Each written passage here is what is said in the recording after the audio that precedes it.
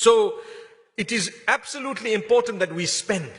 And this is how we will be able to save ourselves from loving anything more than the love of Allah subhanahu wa ta'ala. Sometimes we love our wealth more than Allah. Sometimes we love our family members more than the love of Allah. Sometimes we love our position and post more than Allah. Sometimes we love our time more than Allah. Look at how melodious the recitation of Taraweeh was tonight.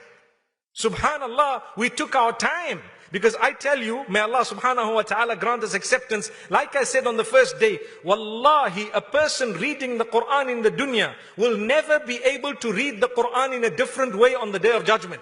Because the hadith says, when you read on the day of judgment, it will only be the way you used to read on earth. So if you used to race through it, and you know, several years ago, we were trained, all of us, myself included, especially in the non-Arab world, we were trained to believe that Taraweeh is a race. The Imam is tops if he can finish everything in 20 minutes. He is the Imam. The whole world will say, this man is tops. But they don't realize when he gets to the day of judgment, he's going to be stuck.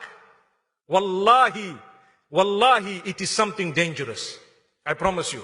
So when we encourage people to read quickly, we are damaging ourselves. Save yourselves from the punishment of the dunya and the akhirah by boycotting the Imam who wants to rush and speed through the word of Allah in such a way that we don't even know what he's saying. He's insulting Rabbul Izzati wal Jalal. I'd rather not read the Taraweeh at all than to read behind someone who is abusing the word of Allah. Do you get my point?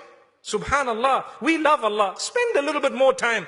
Inshallah, on the day of judgment, we will be resurrected with those who love Allah, who love the word of Allah, who had all the time for Allah subhanahu wa ta'ala.